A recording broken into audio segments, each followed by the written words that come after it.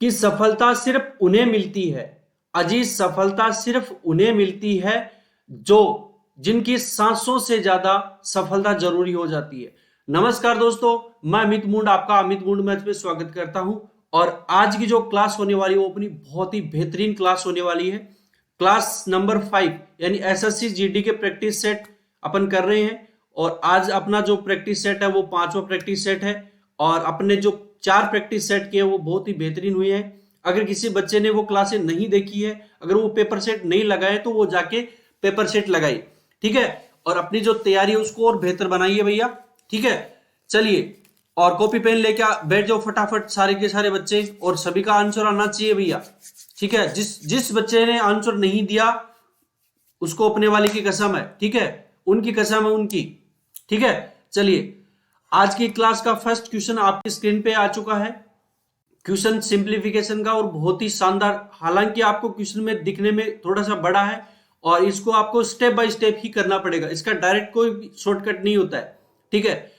आपको इसका step by step इसका सॉल्यूशन करना पड़ेगा। डायरेक्ट शॉर्टकट अगर आप अपनाओगे तो आप गलत कर सकते हो, ठीक है भाई। चलिए, इस क्वेश्चन को मैं करके दिखाता हूं आपके सामने। देखिए, क्वेश्चन दिया हुआ कि 17/30 प्लस 3 सही 1/5 माइनस 5/6 माइनस 3 सही 4/5 भाग 9 सही 1/2 आपको दिया हुआ है। अब इसको अपन कैसे करते हैं, देखिए। 17/30 कलर चेंज कर लेते हैं, ठीक है। 17/30 प्लस 5 × 15 और 1 16, 16/5 माइनस, देखिए 5/6 माइनस का चिन्ह, और ये कितना हो जाएगा 5 × 15 और 1 सॉरी 15 और 4 19, तो ये कितना हो जाएगा 19/5। भाग का चिन्ह है आगे, तो भाग के चिन्ह को मैं मल्टीप्लाई में चेंज कर देता हूं, तो मल्टीप्लाई का चिन्ह, और ये क्या है 18 और 1 19, 19/2 होता है, तो मल्टीप्लाई का चिन्ह करते हुए 2/19, ठीक है। यहां तक किसी बच्चे को दिक्कत है क्या? अब इसको देखो, ये 19 से 19 कैंसिल, तो अब मैं यहां पे क्या लिख सकता हूं, इसकी जगह के लिए 2/5 बच गया, तो मैं डायरेक्ट लिख देता हूं यहां पर, डायरेक्ट यहां पे क्या लिख देता हूं मैं 2/19 लिख देता हूं, ठीक है। यहां पे डायरेक्ट 2/19 लिख देता हूं भाई, तो सॉरी 2/5 सॉरी, ठीक है। ये आ गया आपका, इसको भूल जाओ। अब देखो, अब इसके आगे देखो, ये क्या दिया हुआ आपका 17/30 दिया हुआ है, प्लस 16/5 माइनस ये क्या दिया हुआ है। अब इसको आप सोल्व आउट कर लो, इसको आप सोल्व आउट करोगे तो ये 6 पंजो 30 और 5 25 माइनस 6 दूनी 12, तो यहां पे आपका सोल्व आउट करने के बाद क्या आ जाएगा 17/30 प्लस 16/5 माइनस, इसका सॉल्यूशन करूंगा तो 13 ये कितने, अब इसको कोष्टक मत हटा दो कोष्टक को, ठीक है। कोष्टक को हटा दो, यहां पे डायरेक्ट वैल्यू लिखो आप। यहां क्या कितना जाएगा 25 में से 12 गए 13, 13/30, ठीक है। अब इसका भी आप सॉल्यूशन कर लो, इसका आप करोगे तो ये लिख लो यहां पे 30 प्लस, इसका एलसीएम कितना आ जाएगा, एलसीएम आ जाएगा 30, 6 पंजो 30 और 16 छिकाणी 96, 96 माइनस 30 एकम 30 और 13 एकम 13, ठीक है। तो यहां पे ये वाली वैल्यू क्या आ जाएगी 17/30 प्लस 96 में से 13 गए, कितने बच गए 83, 83/30, तो 17 और 83 कितने हो जाएंगे 100, 100/30 मतलब 0 से 0 कैंसिल, आपका आंसर कितना आ जाएगा, आपका आंसर आ जाएगा 10/3। ऑप्शन नंबर कौन सा है, ऑप्शन नंबर सी इसका क्या है राइट आंसर हो जाएगा, 10/3 आपका आंसर आ चुका भाई, ठीक है। चलिए नेक्स्ट क्वेश्चन की ओर बढ़ते हैं अपन। क्वेश्चन आपका दिया हुआ कि 11 खिलाड़ियों की एक क्रिकेट टीम की औसत उम्र है वो 27 साल है। 2 खिलाड़ी और शामिल कर लिए जाते हैं तो इनकी जो औसत उम्र है वो कितनी हो जाती है? 26 वर्ष हो जाती है। तो शामिल किए गए 2 खिलाड़ियों का औसत उम्र में यानी वर्ष में ये ज्ञात करना आपको। बहुत आसान प्रश्न है। देखो ये 11 खिलाड़ी हैं, 11 खिलाड़ियों की जो औसत उम्र है आपको कितनी दी हुई है क्वेश्चन में? 27 वर्ष दी हुई है। टोटल निकालूंगा तो 11 7 77, 11 दूनी 22 और कितने हो जाएंगे? 297, यानी 297 वर्ष इनकी टोटल उम्र हो जाएगी। ठीक है, अब क्वेश्चन में आगे बोला कि 2 खिलाड़ी और शामिल हो जाते हैं, यानी पहले कितने थे? 11 खिलाड़ी थे, 2 और आ गए तो अब कितने हो गए? 13 खिलाड़ी हो गए। 13 खिलाड़ियों की औसत उम्र कितनी है? 26 वर्ष। तो इनकी टोटल उम्र कितनी हो जाएगी? 13 छिकड़ी 78 और सॉरी 13 को 26 से मैंने मल्टीप्लाई किया तो कितना आ जाएगा? 338 साल। ठीक है, अब यह आ गया, यानी 2 खिलाड़ी और शामिल हो जाएंगे, यानी पहले 11 थे तब उनकी उम्र जो 27 वर्ष थी औसत उम्र, अब 13 खिलाड़ी हो गए तो उनकी जो औसत एवरेज यानी एवरेज जो एज है वो 26 वर्ष हो गई। तो इनमें कितना डिफरेंस आ गया? डिफरेंस आ गया यहाँ पे 41 वर्ष। 41 वर्ष। ये कितने स्टूडेंट और आए हैं? यानी 2 स्टूडेंट की 2 छात्र और यानी 2 खिलाड़ी है उनकी उम्र है, तो एक खिलाड़ी की यानी उनकी एवरेज निकालना आपको, तो 41/2 यानी 20.5 जो औसत उम्र है वो क्या आ जाएगी? इनकी 20.5 आ जाएगी। ठीक है भाई, चलिए नेक्स्ट क्वेश्चन की ओर बढ़ते हैं हम। देखिए क्वेश्चन आपकी स्क्रीन पे आ चुका है। नेक्स्ट क्वेश्चन कि किसी एक कार्य को 12 दिन में कर सकता है, यानी ए है, ये ए है भाई, एक नहीं है यहाँ पे, ए है। मतलब ए नाम का कोई लड़का है, वो किसी कार्य को 12 दिन में कर सकता है, जबकि ये बी नहीं है, ये बी है यहाँ पे। ये बी इसी कार्य को 18 दिन में कर सकता है यदि वे 7 काम करें।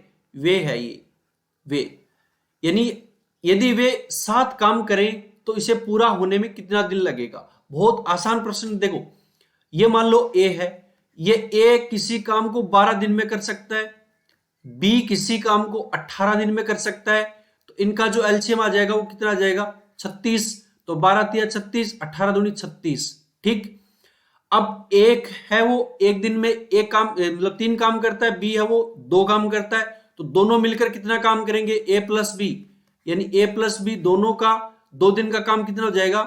मतलब एक दिन का काम, सॉरी एक दिन का काम, दोनों का एक दिन का काम कितना हो जाएगा? 3 2 5, 3 + 2 5, यानी एक दिन में वो 5 काम कर देते हैं। तो 36 काम कितने दिन में करेंगे? 36/5, 7 पंजो 35, 1/5, यानी 5 दिन में ये काम है वो कर देंगे। 7 से ही 1/5 दिन में वो काम है वो कंप्लीट हो जाएगा इनका, अगर दोनों साथ मिलकर करते हैं तो। ठीक है भाई, चलिए नेक्स्ट क्वेश्चन की ओर बढ़ते हैं अपन। क्वेश्चन समझ में आया कि नहीं आया? चलिए क्वेश्चन आपको दिया हुआ है कि 3 × 3 - 6 - 12 + 15 भाग 7 - 2। अब आप डायरेक्ट इसको लिख लो, 5 लिख लो। ठीक है, 5 लिख लो, यानी इसकी जगह क्या आ जाएगा? 5 आ जाएगा। भाई क्वेश्चन में आपको जो लैंग्वेज है ना, उसमें जो एग्जामिनर होता है ना वो जानबूझ के देता है कि आप इसी में फंसे रहो। ठीक है, देखिए अब मैं इसको सोल्व आउट करूंगा तो ये कितना हो जाएगा? 3 × 3 यानी 9 -6 -12 + 15। अब ये भाग का चिन्ह है तो बट्टा 1/5, क्योंकि इसकी जगह तो 5 आ गया ना, ये कैंसिल आउट हो जाएगा। ये कितना हो जाएगा? 3, 12 और 3 कितना हो जाएगा? 15। तो मैं डायरेक्ट लिख देता हूं 6 माइनस ये कितना हो जाएगा? 15। ठीक है, तो 15 में से 6 गए, कितना बचेगा? 12 3 15 ही तो होता है भाई। 5 3 15, 12 और 3 15। ठीक है, 3 3 9 सही है। क्या दिक्कत है यार? तो ये 15 में से 6 गए, कितने हो जाएगा? 9। तो 9 - 9 उत्तर क्या जाएगा आपका? 0। ऑप्शन नंबर कौन सा है? ऑप्शन नंबर सी इसका क्या है? राइट आंसर हो जाएगा भाई। यहां तक किसी बच्चे को कोई दिक्कत है क्या भाई? यहां तक किसी भी बच्चे को दिक्कत है क्या कोई? है जी।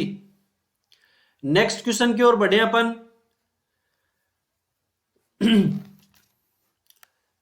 क्वेश्चन में कोई गड़बड़ी है क्या? 3 × 3, 3×3 9, -6 सही तो लिखा है यार, सही तो लिखा है मेरे भाई।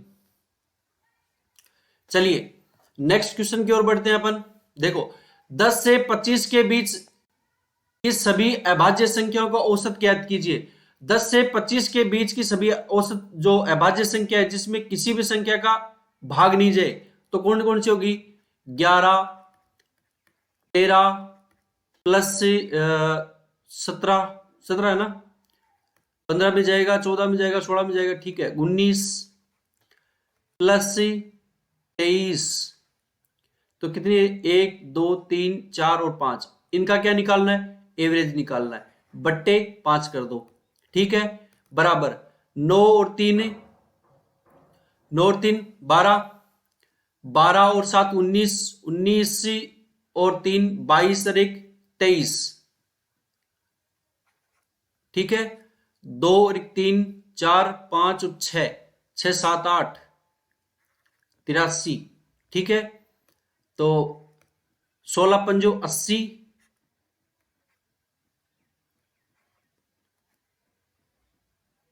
80 बच गया कितना? 3, तो 16.6। ऑप्शन नंबर कौन सा हो जाएगा? ऑप्शन नंबर 20 का क्या हो जाएगा? राइट आंसर हो जाएगा भाई, ठीक है भाई। चलिए नेक्स्ट क्वेश्चन की ओर बढ़ते हैं अपन। इस क्वेश्चन को कीजिएगा भाई जल्दी से, इस क्वेश्चन का जो आंसर है वो आना चाहिए आपके पास। इस क्वेश्चन का जो आंसर है वो आपके पास आना चाहिए, ठीक है। चलिए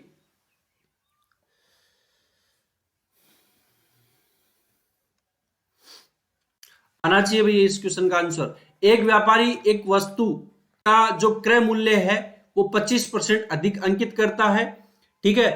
अगर ये 25% अधिक अंक करता है फिर भी ये 15% की छूट देता है, तथा 15% की छूट देता है।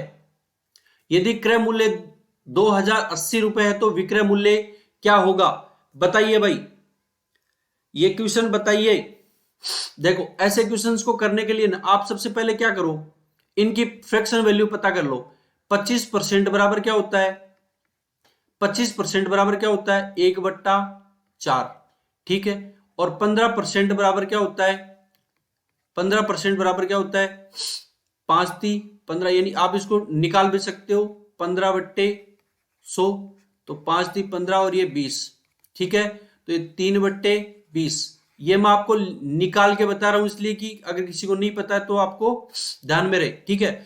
अब देखो, अब यहाँ पे आप है ना इसको रेशियो में तोड़ लो। अगर इसको रेशियो में तोड़ोगे तो अब आपका ये हो जाएगा, ये एसपी है मान लो, ये एमआरपी है और ये आपका सीपी है, ठीक है। अब आपको पता है, आपको क्या पता है कि भाई ये कितने परसेंट अंकित मतलब छूट कितने की देता है, किस पर छूट देता है? मान लो एमआरपी है, मैं इसको थोड़ा सा और अलग तरीके से बताता हूं। देखो मान लो ये 25% की छूट देता है, मतलब है ये 25% की छूट देता है ना, तो ये 5 थी मान लो इसकी पहली वैल्यू, ठीक है। अब इसकी क्या हो गई? 4 हो गई, ठीक है। अब ये क्या कर रहा है? 25% तो अधिक अंकित करता है ना, और 15% की छूट देता है, ठीक है। तो 15% की अगर ये छूट देता है तो पहले इसकी जो वैल्यू थी वो कितनी थी? 20 थी, ठीक है। और छूट देके इसने कितनी कर दी? 17 कर दी, ठीक है। तो ये हो गए 5 और ये कितना हो जाएगा? 20, ठीक है। कर लो इसको वही 17.85, या आप इसको काट भी सकते हो 85 और 20×5 100 और 20×80, काट लो आप इसको 17 और ये कितना हो जाएगा? 20 और ये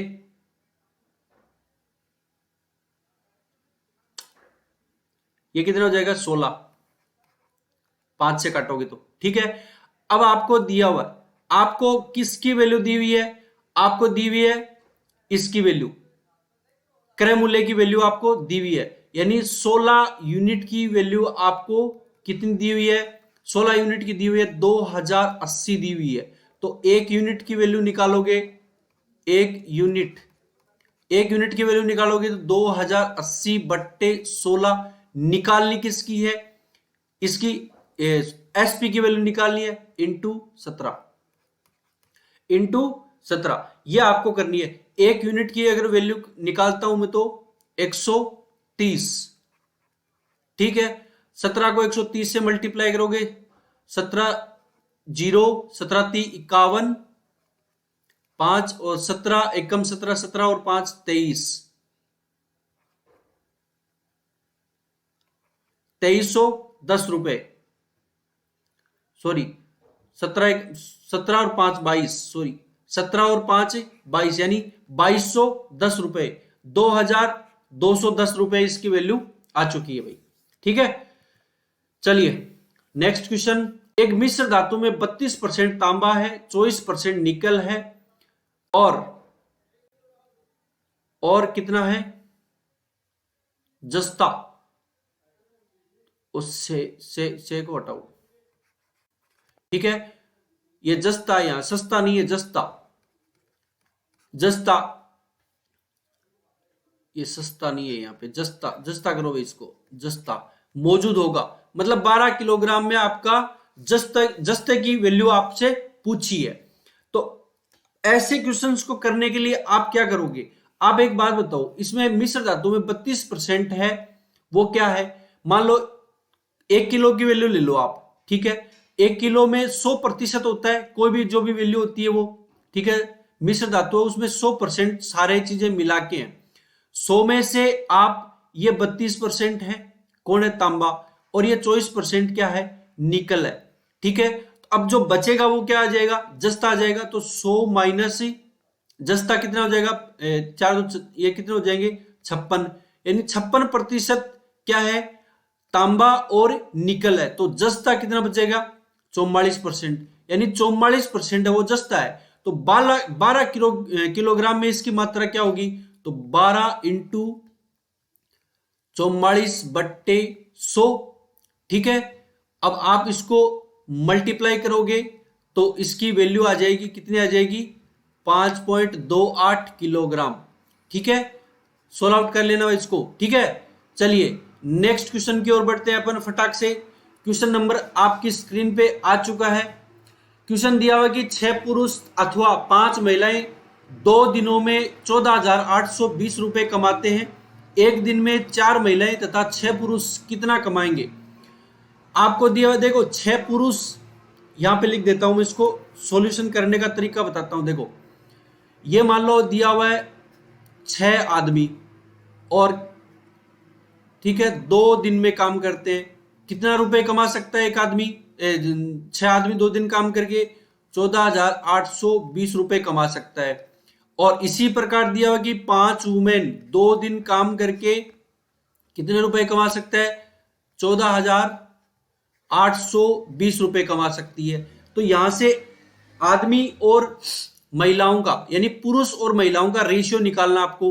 तो पुरुष और महिलाओं का रेशियो निकालने के लिए 2 से 2 ये कैंसिल हो जाएगा, तो 6m बराबर क्या हो जाएगा, 5 वुमेन हो जाएगा।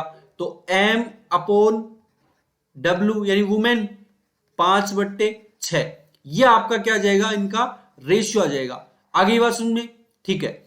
अब आपको आगे क्या दिया हो कि 4 महिलाएं और 6 पुरुष एक दिन में कितना कमाएंगे। तो आपको इसको क्या करना है, इसके बराबर रख देना है। देखो यहां बता देता हूं, 6 आदमी या किसी को भी ले लो, देखो इसमें से या तो इसको ले लो या इसको ले लो, बात दोनों की एक ही है। तो अगर मैं 6 पुरुषों को लेता हूं तो जो एक इसकी एफिशिएंसी, एक आदमी की एफिशिएंसी कितनी है, 5 है, तो 6 आदमियों की इंटू 5, ठीक है। और ये कितने दिन में काम करते हैं, 2 दिन में, कितना कमाते हैं, 14,820 रुपए कमाते हैं, बराबर।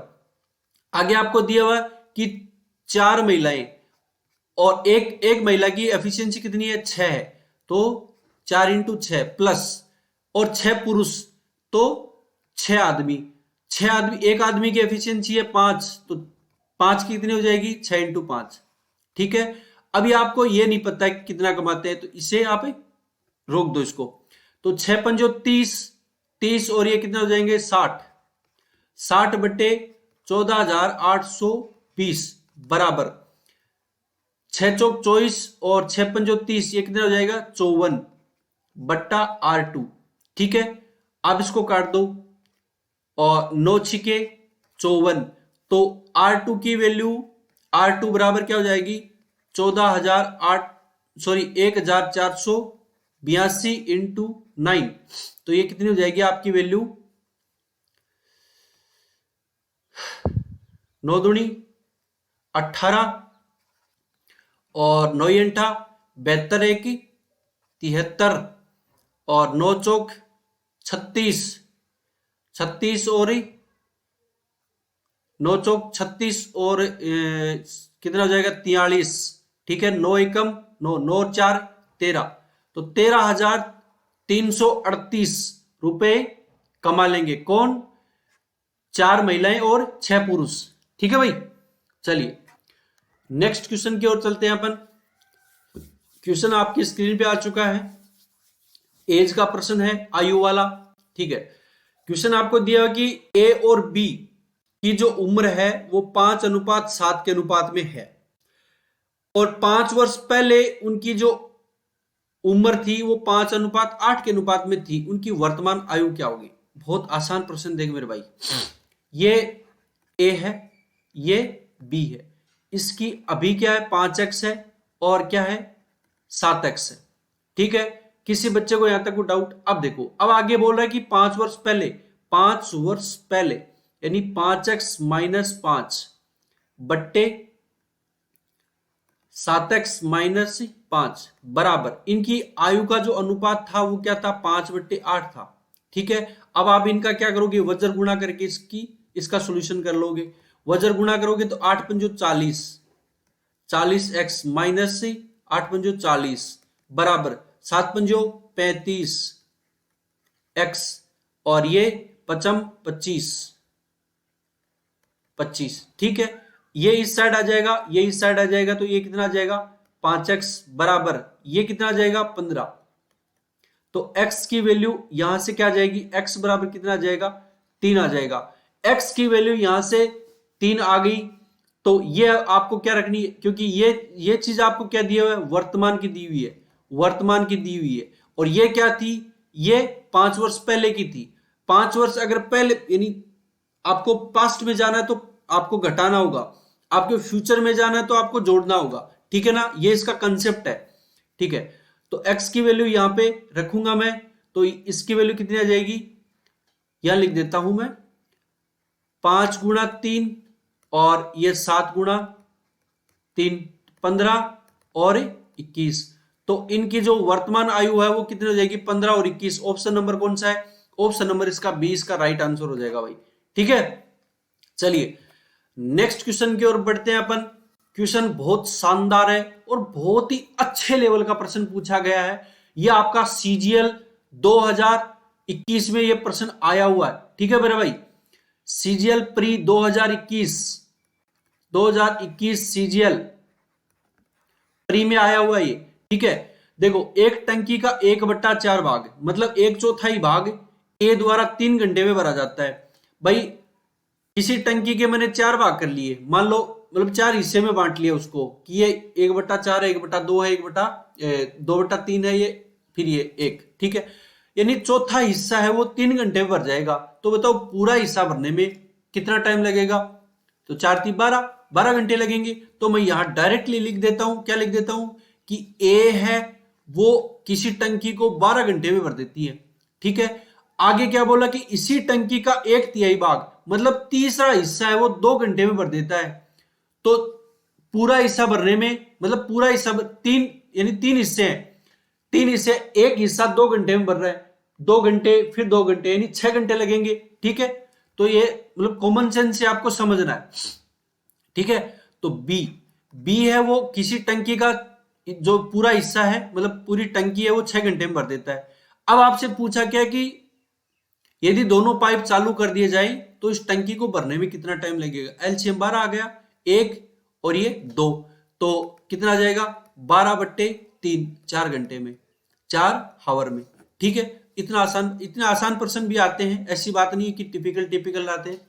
ठीक है, लेकिन आपके एसएससी जीडी में बहुत अच्छे और बहुत ही छोटे छोटे प्रश्न आएंगे। यानी अगर आप लोगों ने अच्छे से प्रैक्टिस की है, अगर आपने अच्छे से प्रैक्टिस की है तो आपको पेन भी टच करने की जरूरत नहीं पड़ेगी। ठीक है, चलिए, एक शंक्वाकार तंबू का आयतन 924 मीटर स्क्वायर है। एक शंक्वाकार जो तंबू है उसका आयतन है 924 मीटर स्क्वायर है। इसका क्षेत्रफल आपको दिया हुआ है 154 मीटर स्क्वायर। ठीक है, यह आपको दिया हुआ है। तो इस तंबू की ऊंचाई याद कीजिए। इस तंबू की आपको ऊंचाई याद करनी है। बताइए भाई, फटाफट बताइए, बताइए।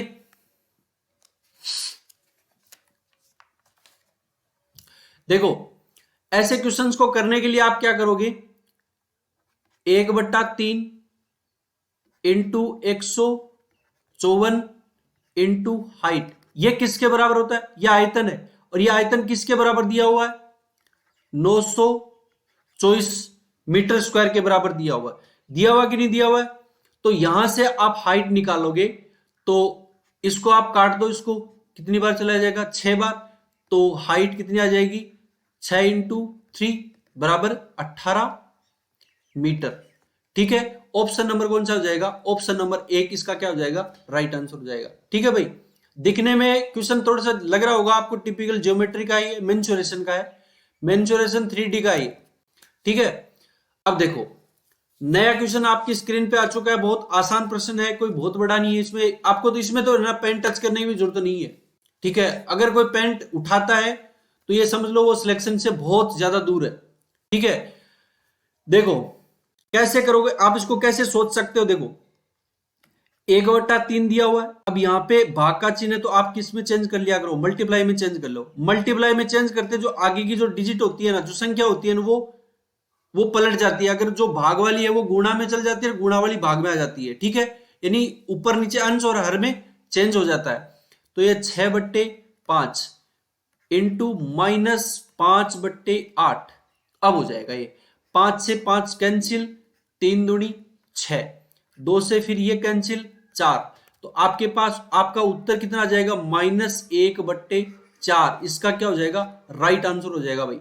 ठीक है, चलिए 93 नंबर क्वेश्चन करते हैं अपन।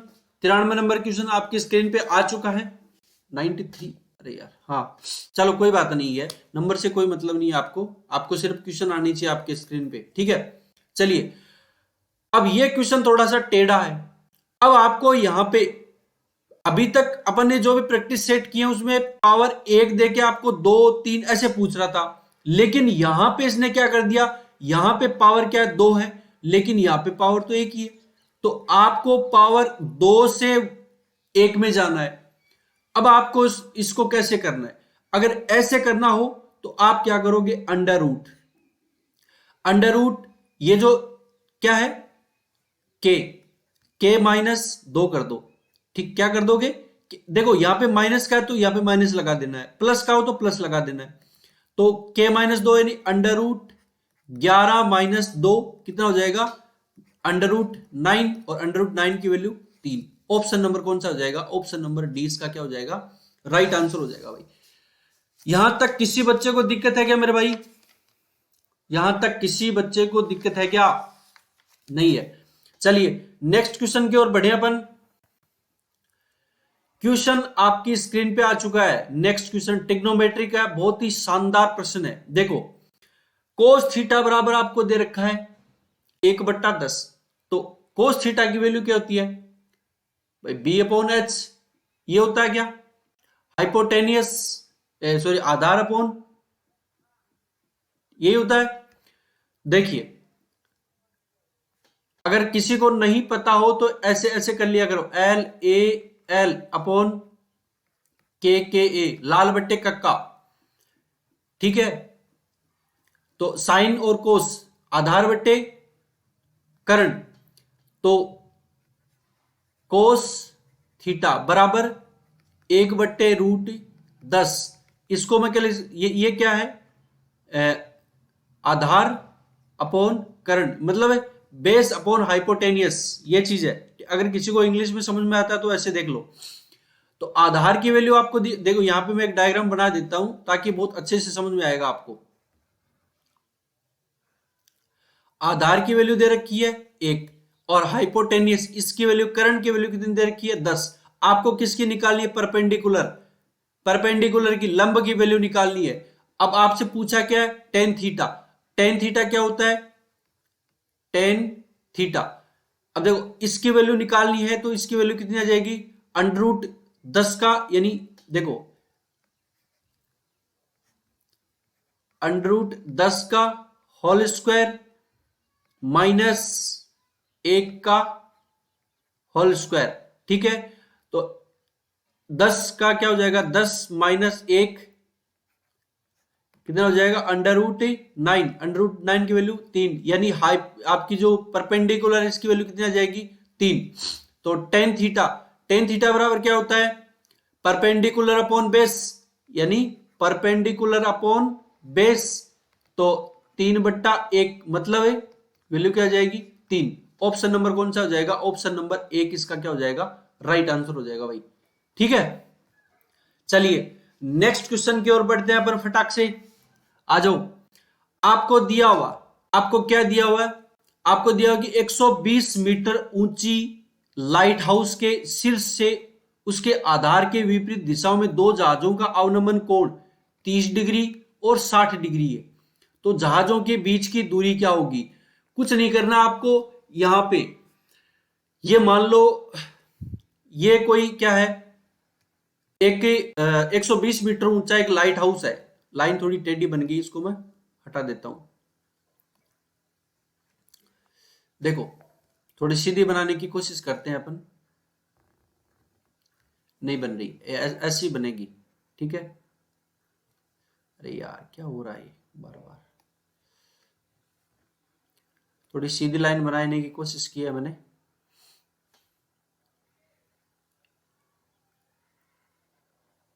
ठीक है, अब देखो इसमें एक तो कोण कितना दिया हुआ है, 30 डिग्री दिया हुआ है। ठीक है, और एक जो कोण दिया हुआ है वो कितना दिया हुआ है, एक कोण दिया हुआ है 60 डिग्री दिया हुआ है। ठीक है, और इसकी जो ये हाइट है ये 120 मीटर है। ये हाइट आपको 120 मीटर दी हुई है, मीटर दी हुई है ना, हाँ 120 मीटर दी हुई है।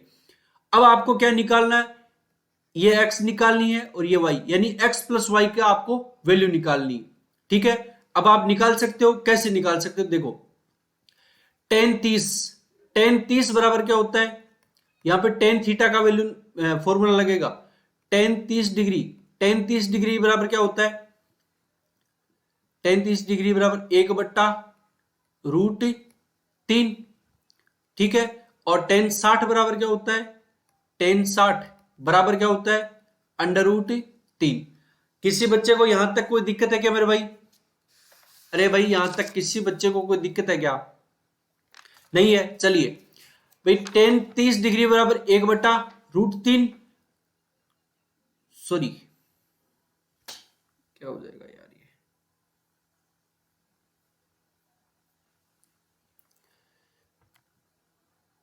टेन 60 120। ठीक है,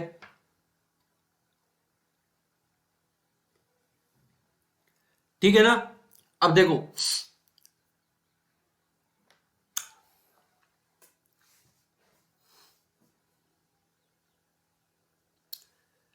टेन 60,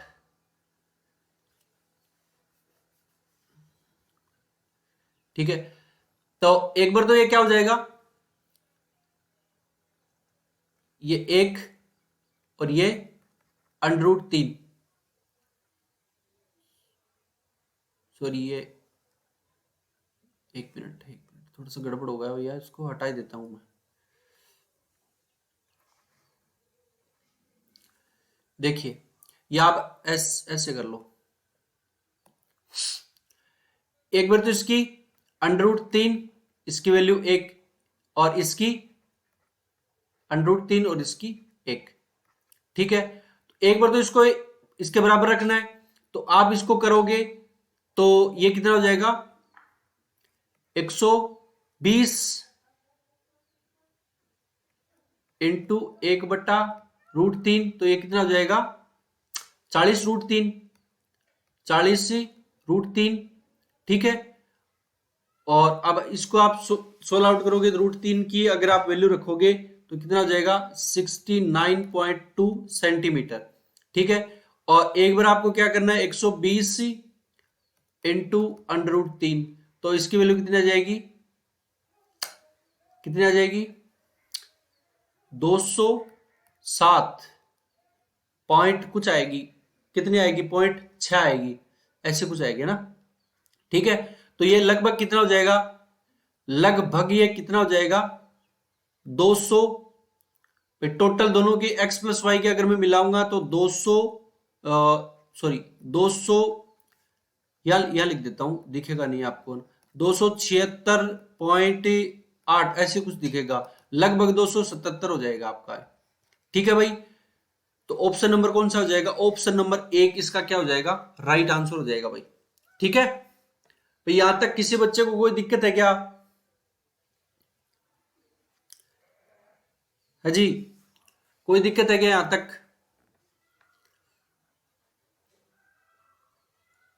10-30 की वैल्यू 1/√3 तो होती है।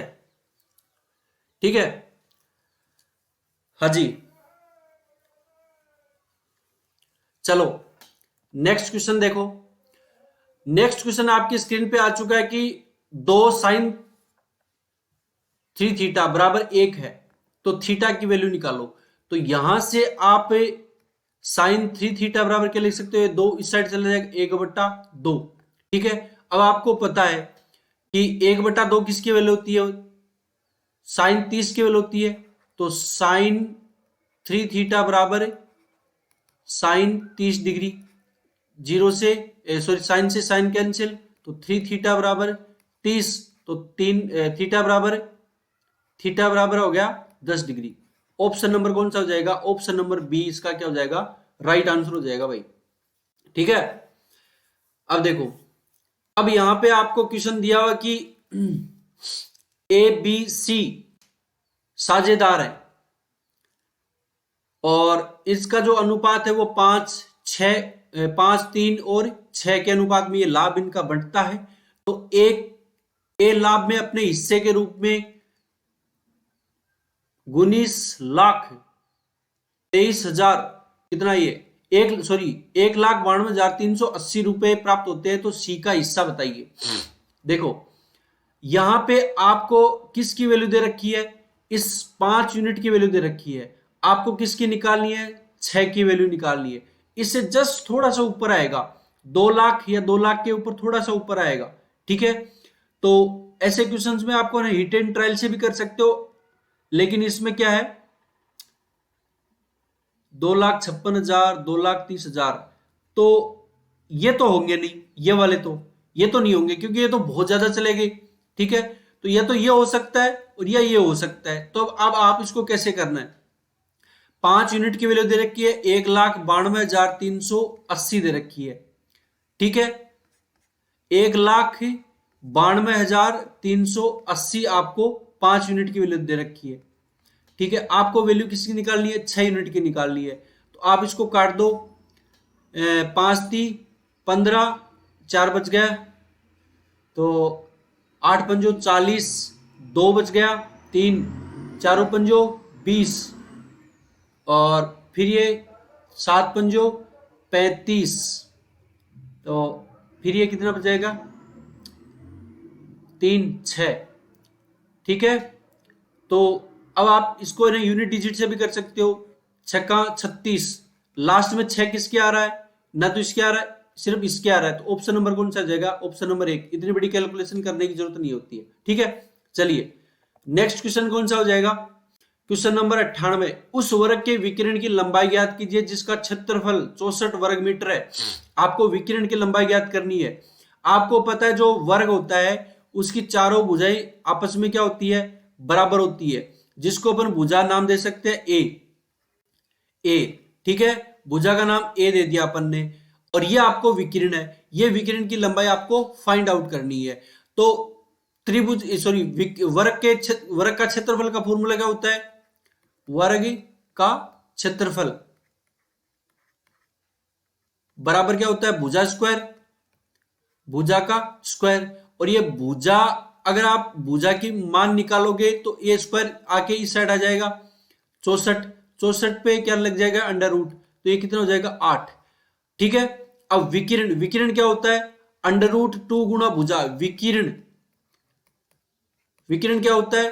अंडर रूट 2 गुणा भुजा। भुजा आपको कितनी दी हुई है? 8, और इंटू अंडर रूट 2। ठीक है, ऑप्शन नंबर कौन सा आ जाएगा? ऑप्शन नंबर सी इसका क्या हो जाएगा? राइट आंसर हो जाएगा भाई। ठीक है, चलिए नेक्स्ट क्वेश्चन आपकी स्क्रीन पे आ चुका है, बहुत शानदार है। देखिए यहां पे x की वैल्यू दे रखी है 1, यानी x प्लस 1/x दे रखा है 4, तो x क्यू प्लस 1/x का क्यू आपको ज्ञात करना है।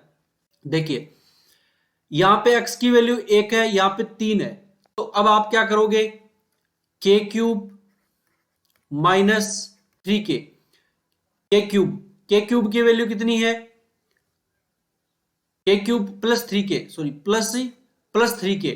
ठीक है, तो k की वैल्यू कितनी है? 4, 4 का क्यूब प्लस 3 गुणा 4। ठीक है, तो 64 प्लस 12। ठीक है, कितना हो जाएगा? 76। ऑप्शन नंबर कौन सा हो जाएगा? ऑप्शन नंबर 1 इसका क्या हो जाएगा? राइट आंसर हो जाएगा भाई। ठीक है, चलिए आज की क्लास का लास्ट एंड फाइनल क्वेश्चन आपकी स्क्रीन पे आ चुका है। देखो एक त्रिभुज दिया हुआ है पी क्यू आर, एक समकोण है, पी क्यू आर एक समकोण है। यहां डायग्राम ड्रॉ कर देता हूं, ये दे दिया। ठीक है, यहां पे जो Q है वो क्या है? ये Q है, और ये P है, और ये R है। आपको दिया हुआ क्या दिया हुआ है? आपको दिया हुआ है कि Q समकोण है, पी क्यू की वैल्यू ये 6 है, और ये पी आर ये 10 है। अब आपको एक ट्रिपलेट दिख रहा है, इसकी वैल्यू निकालनी है। ट्रिपलेट दिख रहा है 6 8 10, 6 8 और 10। ठीक है, तो इसकी वैल्यू कितनी आ जाएगी? 8 आ जाएगी। ऑप्शन नंबर कौन सा हो जाएगा? ऑप्शन नंबर 20 का क्या हो जाएगा? राइट आंसर हो जाएगा। चलिए दोस्तों, मिलते हैं अपन नेक्स्ट सेशन में। तब तक के लिए खुश रहिए, मस्त रहिए और स्वस्थ रहिए। जय हिंद, जय भारत।